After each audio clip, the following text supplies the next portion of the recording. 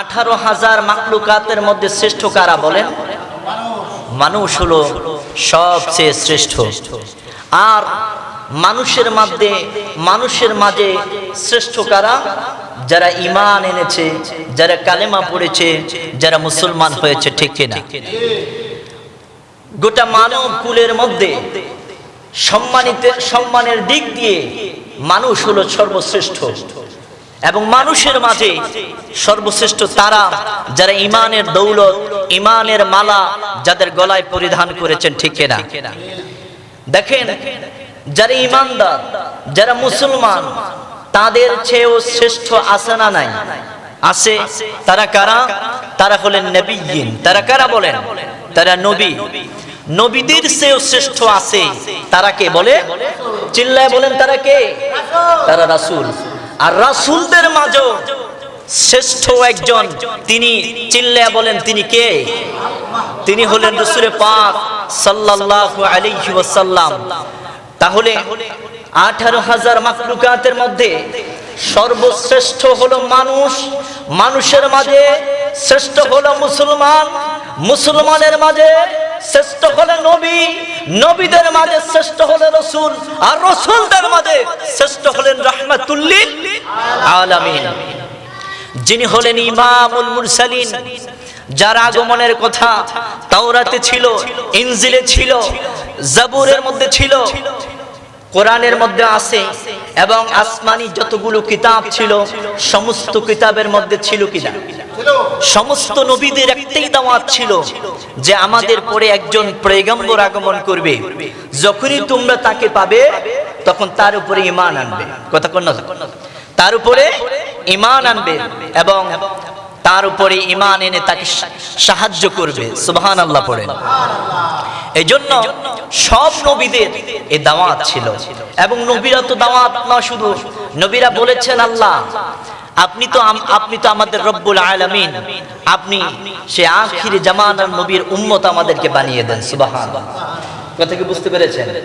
দেখেন, আল্লাহ আমাদেরকে নবী পাঠাইয়া আমাদের উপরে দয়া করছেন।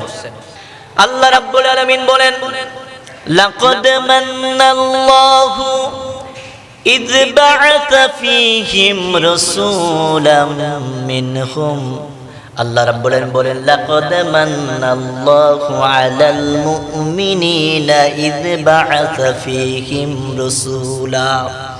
আল্লাহ রাব্বুল আলামিন বলেন, আমি মুমিনদের উপরে তাদেরকে দয়া করলাম তাদের মধ্য থেকে একজন রাসূল দিয়ে, যে রাসূল তাদের মধ্যে আগমন করে তাদেরকে কিতাব শিক্ষা দিবেন, তাদেরকে আল্লাহর আয়াতগুলো শিক্ষা দিবেন এবং মানুষদেরকে হিকমা শিক্ষা দিবেন এবং প্রজ্ঞা শিক্ষা দিবেন। সুবহানাল্লাহ। শুধু তাই না, এই মানুষগুলোকে জাহান্নাম থেকে পবিত্র করে এই মানুষগুলোকে জান্নাতি করে দিবেন। সুবহানাল্লাহ।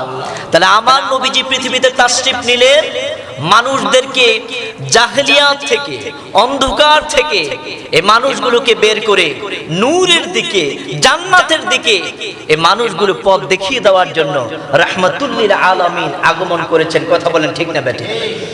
এজন্য আল্লাহ রাব্বুল আলামিন বলেন, নবীদের আগমন কেন হয়? আল্লাহ রাব্বুল আলামিন বলেন, ওয়ালাকাদ বা'আতনা ফি কুল্লি উম্মাতির রাসূলা। আল্লাহ বলেন, আমি অবশ্যই প্রতিটি গোত্রের মধ্যে নবী দিয়েছি এবং প্রতিটি জাতির মধ্যে নবী পাঠিয়েছি। কেন পাঠিয়েছেন? আল্লাহ বলেন, আনি ইবুদুল্লাহ ওয়াজতানিবুত তাগুত। এর একটাই কারণ, মানুষদেরকে যেন হেদায়েতের পথে আনতে পারে এবং শয়তানের পথ চিনিয়ে দিতে পারে। তাহলে নবীজিকে পাঠিয়ে আল্লাহ আমাদের প্রতি দয়া করছেন, ঠিক কিনা? আল্লাহ নবী আসছেন আর আল্লাহ পাকই তো বললেন, ওয়ামা আরসালনাকা ইল্লা রাহমাতাল লিল আলামিন। তো নবীজি পৃথিবীতে আগমন করেছেন, এটি আমাদের জন্য খুশনসিব, এটি আমাদের জন্য সুখের সংবাদ যে নবীজি বলেছেন, ওয়া বাশারাতু ঈসা ইবনে মারিয়াম, আমি যে আসবো এই সুসংবাদটি হযরত ঈসা আলাইহিস সালাম দিয়েছেন। কথা কি বুঝতে পেরেছেন? নবীজির আগমনটা দুঃসংবাদ না সুসংবাদ? সুসংবাদ না? তো এই রবিউল আউয়াল মাস সেই বার্তাই আমাদেরকে দিয়ে দিচ্ছেন যে রাহমাতুল লিল আলামিন এই মাসে তাশরিফ নিয়েছেন। এই মাস আসলে একজন ঈমানদার তার মনের মধ্যে একটা আনন্দ উপভোগ হয়, ঠিক কি না? একটা আনন্দ আমরা অনুভব করি। এজন্য রবিউল আউয়াল মাসকে আমরা স্মরণ করি যে এই রবিউল আউয়াল মাসে রাসূল পাক তাশরিফ নিয়েছেন আজ থেকে ১৫০০ বছর আগে। নবীজির আগমনের মাধ্যমে অন্ধকার দূর হয়ে গেল। কবি বলতেছেন, পয়দা হলো তোমার নূরে তামামে জাহান, জান্নাতে হলো তোমার উচ্চ মাকাম। রাসূল পাক তাকে যখন বানানো হলো, তার নূর দিয়ে আল্লাহ এই গোটা জাহানকে আল্লাহ সৃষ্টি করেছেন। নবীজিকে আমরা সালাম দেই, মিলাদ পড়ি, এটা রাসূলকে মহব্বত করি, ঠিক কিনা বলেন? রাসূলকে মহব্বত করে ভালোবেসে আল্লাহ নবীকে আমরা সালাম দেই, মিলাদ পড়ি। আজকে আমার চোখের সামনে একটি ভিডিও আসলো, একজন আলেম বলতেছেন যে মিলাদ ইসলামিক ফাউন্ডেশনের মধ্যে যে মাসব্যাপী প্রোগ্রামটি হয় রবিউল আউয়ালে, এই মিলাদ শব্দটিকে মাইনাস করে দিয়ে যেন এটাকে সিরাতুন নবীর মাহফিল লেখা হয়। তারা বলে মিলাদুন নবীর মাহফিল, এটি লেখা যাবে না।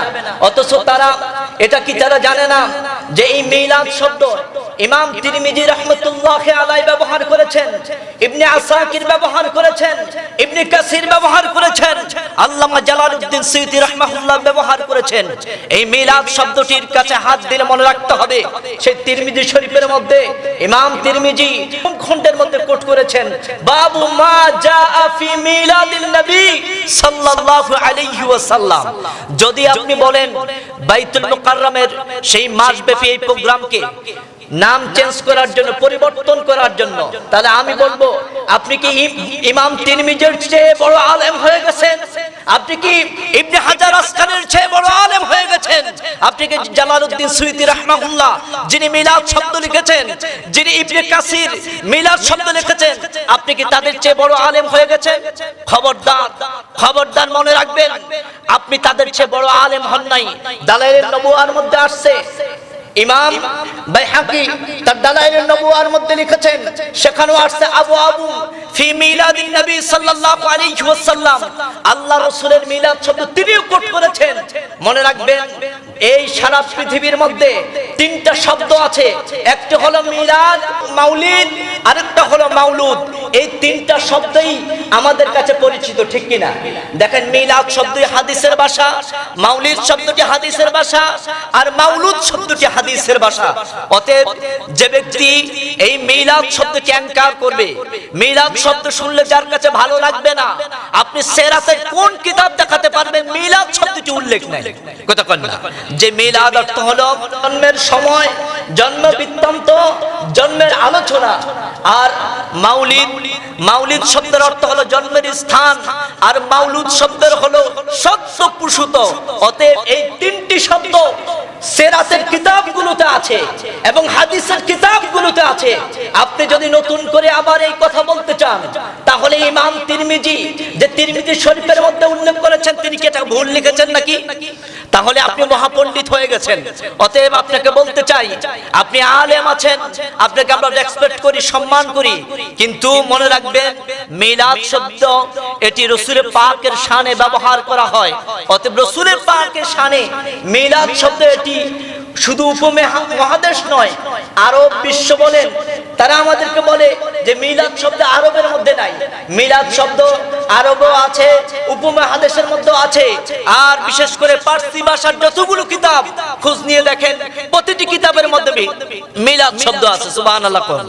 এজন্য আপনারা যারা নতুন নতুন কথা বলেন, এটি আমরা কখনো মেনে নিব না, এটি আমরা মেনে নিব না। এটি যুগ যুগ ধরে চলে আসছে।